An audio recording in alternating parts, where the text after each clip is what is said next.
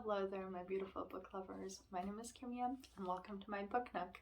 It's finally winter, the cold, the snow, the wind, it's all here, unless you live somewhere that it's sunny and warm all year round, which in that case, I'm sure you can kind of still relate, or let's hope that you relate, and still are looking for some books to read during the winter seasons. When I think of books that I like to read during winter seasons, there are usually books that I can cozy up with them with my blanket, a cup of hot tea or hot chocolate, and can just read on for hours and hours and hours, especially because days are short, nights are long, and the weather, it's not really inviting you to go outside, and it's really actually reminding you it's a good time to stay in and enjoy a good book. So for today, I thought to share some of my favorite winter reads. So for today, I decided to divide the books into 4 different categories. For these categories, we're going to have coziness because it's winter. You are going to want something that it's cozy, that warms you up inside and just touch your hearts. It's also a good time to connect with family, especially because of the holiday season. It's good to have those relationships with your family member, your friends, your significant others, and people that you just care about.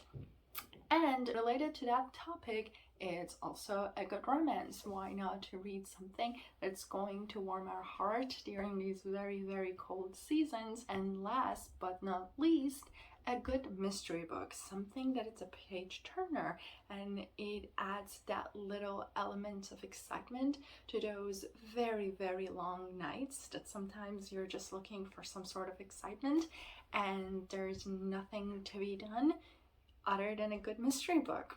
So let's get into them. First is coziness. Now, to me, when I think of coziness, I think no one does that better than the Nordic people. Due to their location, they will have months of short days, long nights, a lot of snow, it's super cold, and so they spend a lot of times indoor, but still their culture has adapted with this idea how to make up for all of those times that they're inside and how still to enjoy it. So the first book that I want to recommend is actually Hygge, the Danish Art of Happiness by Mike Viking. This book focuses on all the small pleasure in our everyday life that sometimes we'll look over or don't pay much attention to, and it reminds us how important all of those little elements are. This book doesn't really focus only on winter, and it really is trying to remind us how we have to enjoy all of these little things in our life every day, not just for the winter, but I feel it's very much more appropriate for winter at least to start with. And so it can be anything as small as a good cup of coffee or a nice food, a good book, or even a more important aspect of our life, like a good relationship with our family, friends, significant others, anybody that we care about. And also, in addition to all of those, our relationship with nature. This book kind of reminds us that even though it's cold, even though it might be snowing, it might be raining, and we might not want to really step outside and want to stay bundled up inside the entire time, it's not bad, and it's actually needed and necessary for us to step outside, even if it's for just 5 minutes. More better, but even if that's the amount that you can really do. And so this is a part of Danish culture that really tries to put importance in all of these little elements and really remind us that every day really counts and how important it is.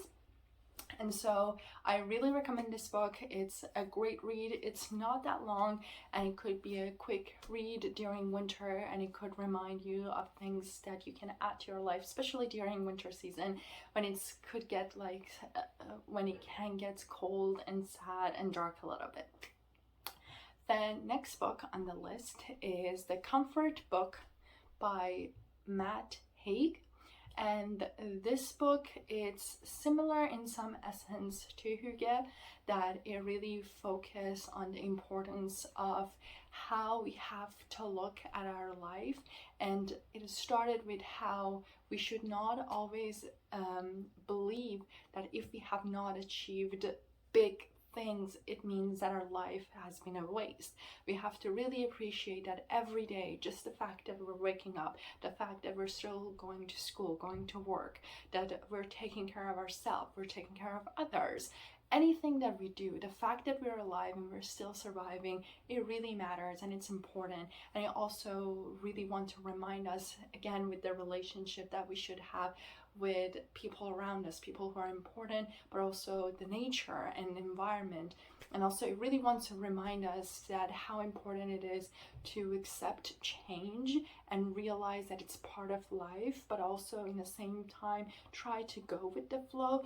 If we can try to mold it, it's great, but we should never be so against any sort of change because it's part of life, it's going to come, and we have to learn to how to work with it and how always have that resilience and hope for the future, for a new beginning, for a new change. And so that's a reason I think it's another great book, especially at the beginning of the year, to read this book, to be able to set these goals for our life. So those are the two books that I had in mind for the coziness category. Now, in the sense of coziness, the next big theme during the winter season, it's family. It's the time that we spend with our loved ones, and especially because how much more time we spend indoors, we have that time. Hopefully we have a good relationship with people that we're living with, and even if we are living alone, we still have that sense of community and support from friends, for family members, or anyone. So the first book that I want to recommend for this category is Calypso by David Sedaris. So this book is a collection of short stories. It's a nonfiction and more of a personal stories and essays about his life, his relationship with his family, his significant others, the events that happens in his life.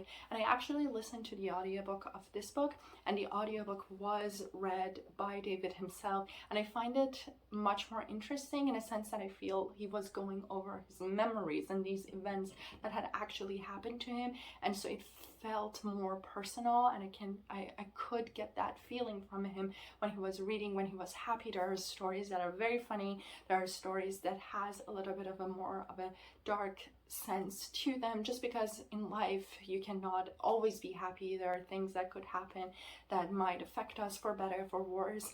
And so I really enjoyed it because it really showed that how sometimes even if we have some problematic relationship with our family, at the end of the day, hopefully for most of us, we can still count on them. And even though our personality can be different and sometimes not really work together, we know that if we really need them, they're there for us and they will support us, they will help us.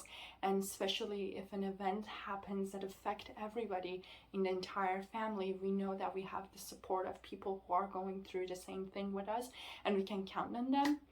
So I felt it was a nice short collection of stories and essays that was fun to read in most part. Even the part that was sad, it wasn't really it was again a part of life, so it wasn't something that you could be like so heartbroken and just so sad that you need to stop reading the book and could not continue with it. I feel like there was always that sense of hope. There's always the sense of there's going to be another day, and so I really enjoyed that. The next book in this category, it's a favorite of mine that actually when I first started reading it, I was not really a big fan and it wasn't working, but then I'm happy that I stick with it because by the time that I finished it, instantly became one of my favorites, and ever since I read it a couple of years ago, I keep going back and read it every other year, especially during winter, just because of the vibe that it has. And that's A Gentleman in Moscow by Amor Towles. And the story is about Count Alexander Rostov, and it's happening during the post-revolutionary Russia. So Alexander has been sentenced to homestay in this luxury hotel in central Moscow called Metropole, and the story revolves around the events that happens to him during his stay there for a span of many years, and his interaction with other guests, with the staff there. But the main story, it's really about when he meets this girl called Nina, who has this little key that can open all the doors in the entire hotel, and so they form this friendship with one another, that they go through all the doors and they open everything and kind of listen on the other staff and the guests and hear what they're talking about. And especially it has those aspects of political because of Russia and everything that is happening during that time there. And so they form this friendship, and then eventually, because Nina needs to go back to school, she and her family leaves and Alexander stayed behind, and years pass and pass. And one day Nina comes back, and she actually has a daughter named Sophia, and her husband has been arrested and has been sent out to a different country, and she wants to go and find him and find some housing and job there, and wants to come back for Sophia, but at the moment she cannot take her with her for the moment, so she asked Alexander to take care of her for a couple of months till she comes back. And then the rest of the story, it's about his relationship with Sophia and this girl, and how they grew together, and also how they form a new sort of friendship and a relationship in the sense of he became a sort of a father figure for him. I really enjoyed this book. It's a little bit slow, especially to start with, but it's very interesting. I liked it very much because of the setting, because of the characters, because each character, it's so interesting in their own way and everything that it's happening, and especially because I do not know much about the Russian history, and this book, it's sort of a historical fiction, so everything that is happening in Russia, it's happening during that time period, it's happening in this book. And it's really, even though it's not the main focus of it, it really touch on all of them, in a sense that with politics, it's always like that even though normal people and the citizen are living their life, at the end of the day you cannot ignore politics and what it's doing to your everyday life. And so that's the reason I really enjoyed this book, and I really like the setting, I really like the writing, and so I very much recommend this one. And while we're talking about family, I have this next book that's actually a combination of the two different themes. There's family, but there's also romance, but family is more important, so I will put it kind of in between the two categories. And that's a very well-loved classic, and that's Little Woman by Louisa May Alcott. This book, I don't think I need to say anything about it. I'm pretty sure most of us have heard about it, have read it. Hopefully we liked it, loved it, enjoyed it. I really love it because it's such one of those books that when you read, and especially think about when this story has been written, it really gives you that hope that there has been always women and men and people, that they were ahead of their time, they were really trying to push for that change, for a better life for everyone, for whichever group that they belong to, other groups. And so because of that, I really enjoyed it. And doesn't really need a summary, but just to point out a little bit, as I'm pretty sure most of us know, the story revolves around the four March sisters, which we have Meg, Jo, Beth, and Amy, and their relationship, the friendship that they have, and how they grow together, how they affect one another, and at the same time, as much as they love each other and how close they are to one another, still how different they are personality wise, and how they each want different things from their life and where they want to go in life. And the story is happening during the Civil War, and their father needs to live for the war and everything that happens when a war is happening in a country. And so it really shows those relationships, those hardships, and how, again, it kind of goes back similar to Calypso, that how even though you're going through hard times, it's good to have your family to count on, and your sisters, your brother, your siblings, anyone to really have there. And the reason that I say it has a little bit of a romance, we know, but it's not really about that. That one is really a side story, and it's mostly still about the family and their relationship to one another. And so that's the reason that book, it's kind of in between two categories. But then we move to the category of romance. And for this one, actually, it's not really a happy ending one, surprisingly, as much as like you want to read a romance to warm up your heart and just give you those good giggly feelings, especially during winter. But I like this one because first, I think it's a classic that does not get the attention that it deserves, or at least I haven't seen it to be talked about much.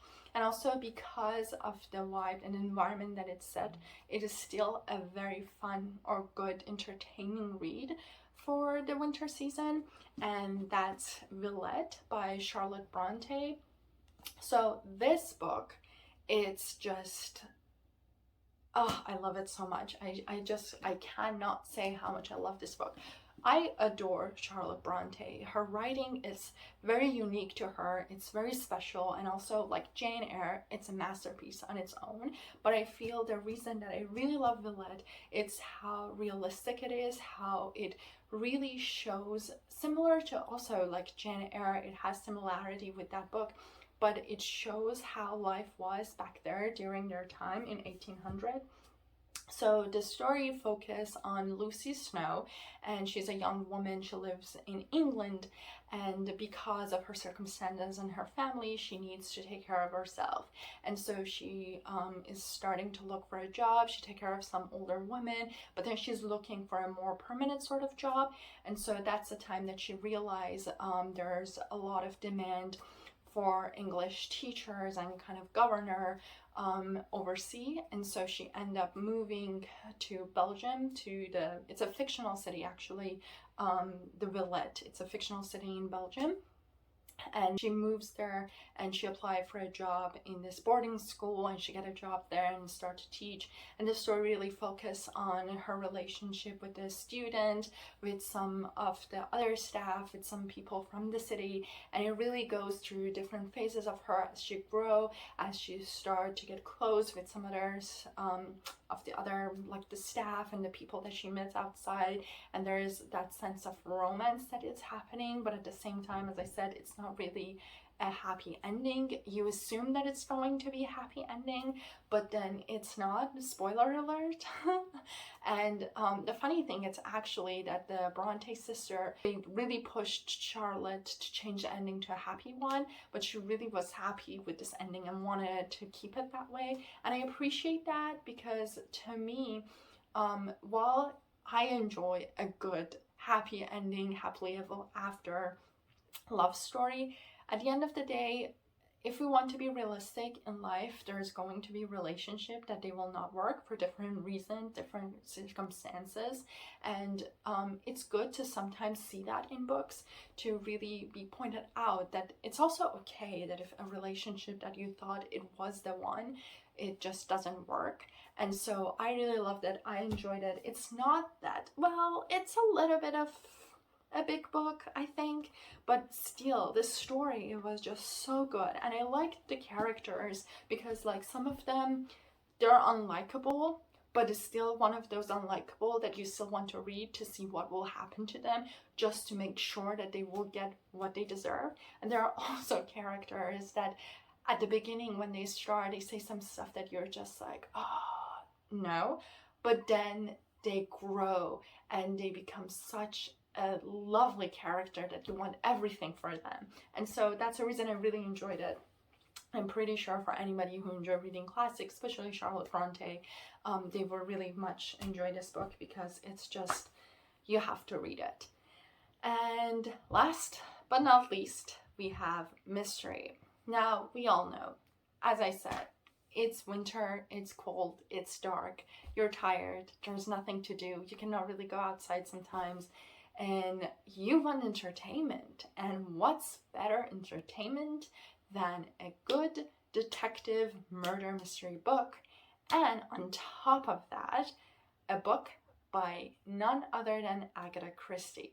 So for this category, I had so many books, but then I was like, I really need to narrow it down, and then I end up with one book because I was like, let's be at something that is really just winter. It just really resonate with that one word, and that was The Murder on the Orient Express. And this book I'm pretty sure a lot of us have heard of it. We might even have seen the movie.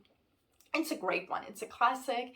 It will not let you down. It's super fun. It's super easy to read, page turner, and it just like keeps your attention so focused because you want to know who killed this man. So the story, it's about Hercule Poirot, and he is one of my favorite detectives. I mean, I love Sherlock Holmes, but Poirot is also just like so lovable.